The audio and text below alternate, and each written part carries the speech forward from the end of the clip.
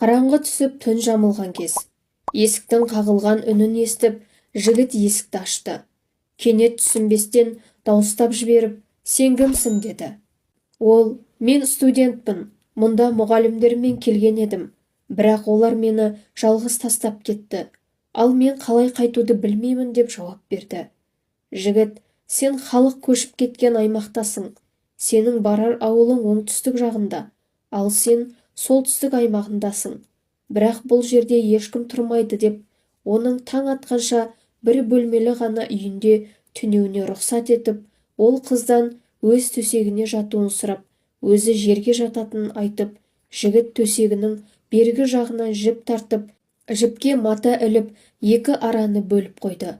Ал қыз болса қатты ыңғайсызданып, түнде бір әурет жері ашылып қалудан қорқып, қымтанып жатты.